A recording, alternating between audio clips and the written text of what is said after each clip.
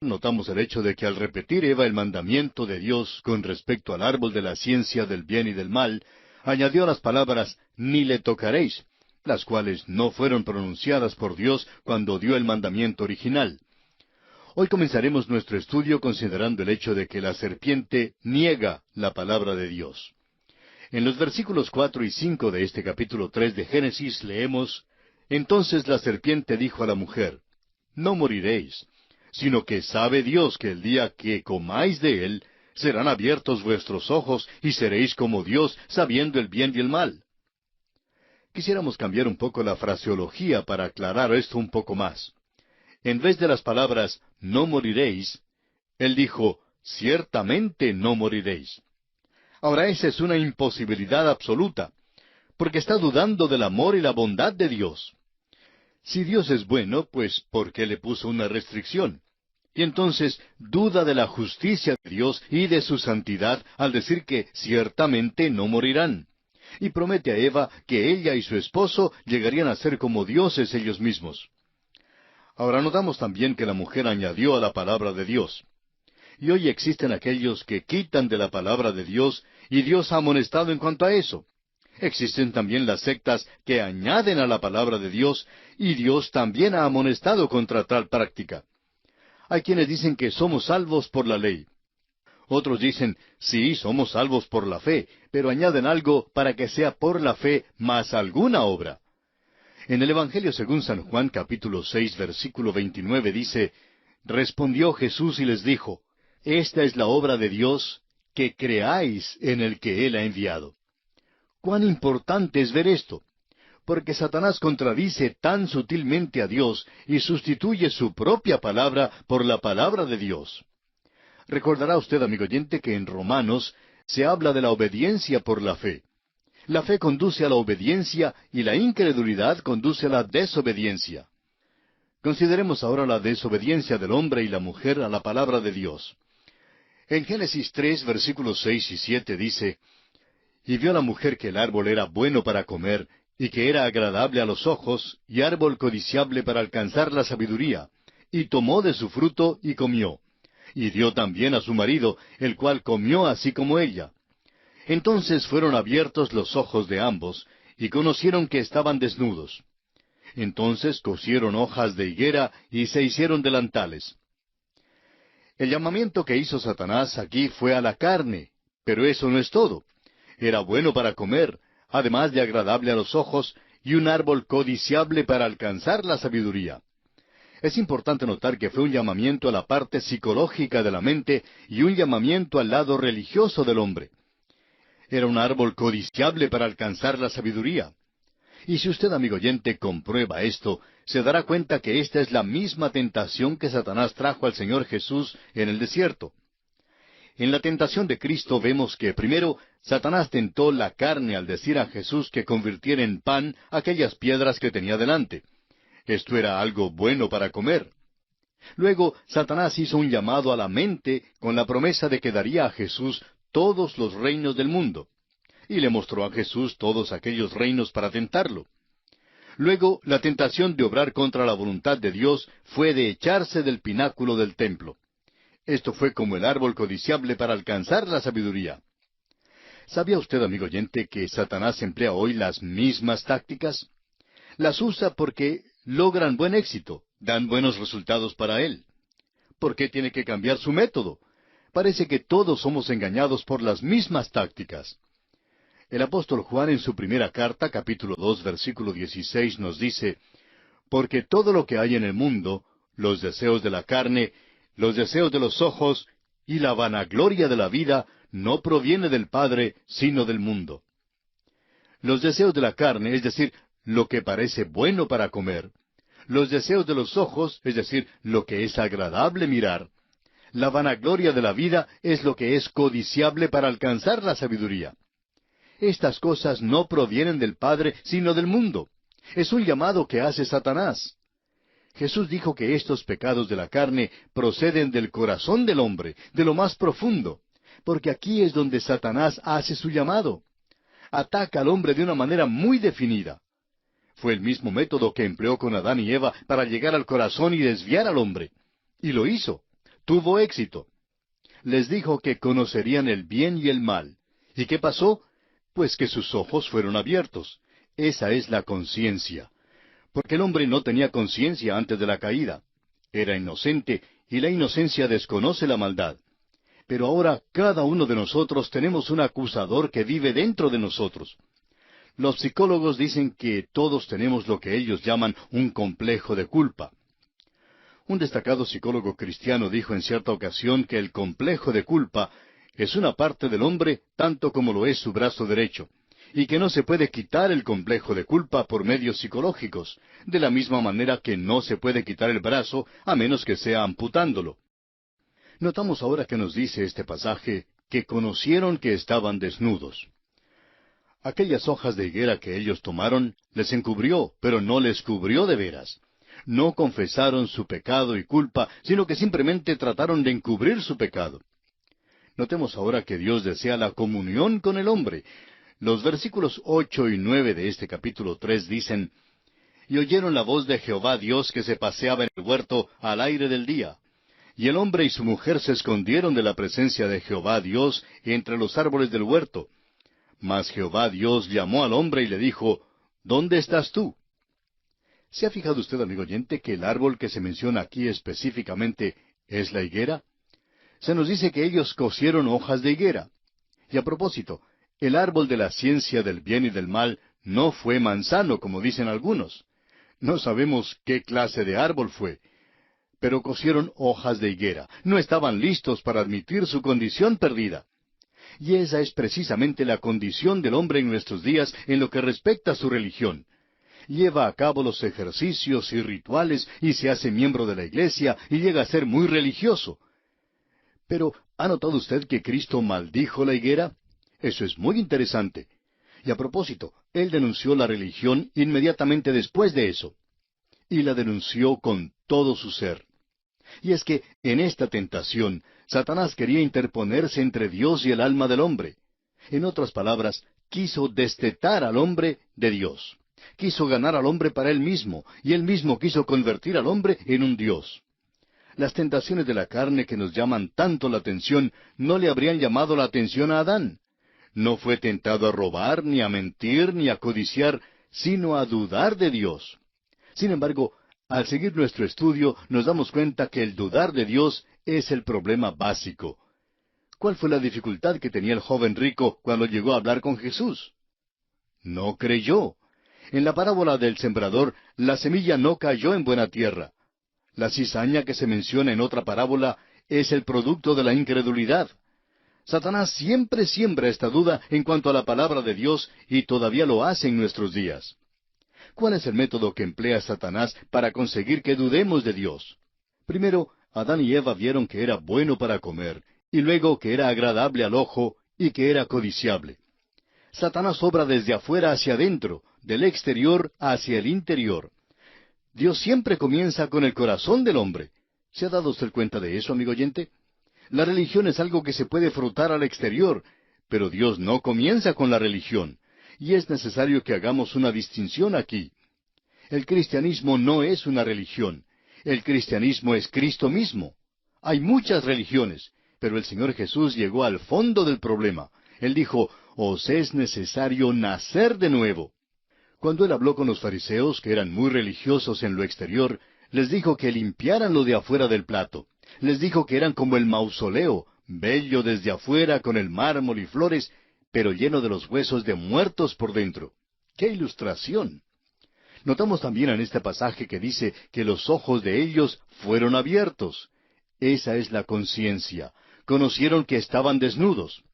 En realidad, amigo oyente, las hojas de higuera no son una nueva moda.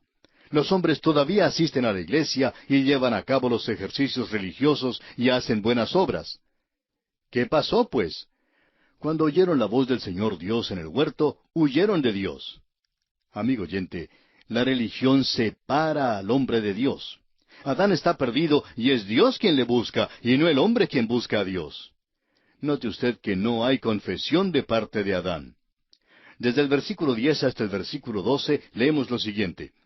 Y él respondió, «Oí tu voz en el huerto y tuve miedo porque estaba desnudo, y me escondí».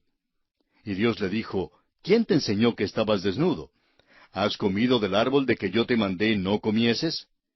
Y el hombre respondió, la mujer que me diste por compañera me dio del árbol y yo comí. Entonces Jehová Dios dijo a la mujer, ¿qué es lo que has hecho? Y dijo la mujer, la serpiente me engañó y comí. Lo importante aquí no es notar que el hombre inculpó a la mujer, sino que no hizo confesión de su pecado. Cuando Dios le pregunta a la mujer, notamos que ella también le echa la culpa a alguien más. Pero vemos aquí que el hombre, esta criatura que Dios ha hecho, se ha desviado de él, y Dios tiene que arreglárselas con él. Y entonces tiene que juzgarlo. Y esto nos conduce a la consideración del plan de Dios para el futuro. El versículo 14 de este tercer capítulo de Génesis dice, y Jehová Dios dijo a la serpiente, por cuanto esto hiciste, maldita serás entre todas las bestias y entre todos los animales del campo, sobre tu pecho andarás y polvo comerás todos los días de tu vida. Ahora, todo lo que podemos decir en cuanto a esto es que la serpiente ciertamente no fue una criatura escurridiza de esas en que pensamos hoy día. Fue diferente al principio. Y Dios entonces pronunció este juicio sobre ella. Dios sigue y pronuncia una sentencia sobre Satanás que tiene un efecto tremendo sobre el hombre. Y aquí hay un versículo que debiéramos aprender de memoria. En realidad es la primera profecía en cuanto a la venida del Mesías, el Salvador del mundo. Este es el versículo 15 de este capítulo 3 de Génesis, y dice así, y pondré enemistad entre ti y la mujer, y entre tu simiente y la simiente suya. Esta te herirá en la cabeza, y tú le herirás en el calcañar. Existe enemistad entre Satanás y la mujer. Su semilla que había de venir es Cristo. Hay una seguridad aquí de que se alcanzaría la victoria final. Pero nos preguntamos si el pensamiento sobresaliente que se expresa aquí no es en realidad la larga y continua lucha. Revela el hecho de que ha de ser una lucha prolongada entre el bien y el mal. Y eso es exactamente lo que encontraremos a través de nuestro estudio de las Escrituras. Por ejemplo, el Señor Jesús, en su día, hablaba de esta misma lucha que todavía continúa. En el Evangelio según San Juan, capítulo 8, versículos 44 y 45, leemos, vosotros sois de vuestro padre el diablo, y los deseos de vuestro padre queréis hacer. Él ha sido homicida desde el principio, y no ha permanecido en la verdad, porque no hay verdad en él. Cuando habla mentira, de suyo habla, porque es mentiroso y padre de mentira. Y a mí, porque digo la verdad, no me creéis. Y en su primera epístola, capítulo 3, versículo 10, Juan hace mención de este mismo conflicto. Dice, en esto se manifiestan los hijos de Dios y los hijos del diablo. Todo aquel que no hace justicia y que no ama a su hermano, no es de Dios. Encontramos pues aquí ante nosotros el hecho de que hay un conflicto, una lucha, dos semillas en el mundo. Pero notamos también que habrá una victoria final. Sin embargo, aquí se enfatiza lo prolongado de la lucha. Todos tenemos que enfrentarnos con la tentación y hay que ganar la victoria. Antes de que Cristo viniera, la victoria se obtenía por la obediencia a la fe. Después de la venida de Cristo, tenemos que identificarnos con Cristo por la fe. ¿Qué quiere decir ser salvo? Significa estar en Cristo. El hombre es uno de los tres órdenes de la creación: los ángeles, los hombres y los animales. A los animales no les fue dado ninguna elección, pero a los hombres y a los ángeles sí les fue dado una elección. Y vemos aquí la elección del hombre. Es responsable de la decisión que ha hecho aquí. Notemos algo más. Habla aquí de la simiente de la mujer, no habla de la simiente del hombre. Y esto nos sugiere por primera vez el nacimiento virginal. Dios fue al huerto buscando al hombre y dijo, ¿dónde estás tú? Cualquier antología de religión tratará de decir que el hombre juzgaba a Dios. Pero amigo oyente, esa no es la manera en que Dios lo dice, y digámoslo como es. La salvación es Dios buscando al hombre. El hombre huyó de Dios, y Dios dijo, ¿dónde estás tú? El Dr. Griffith Thomas dice, este es el llamamiento de la justicia divina que no puede pasar por alto el pecado. Y es el llamamiento de la tristeza divina que se apesadumbra en cuanto al pecador.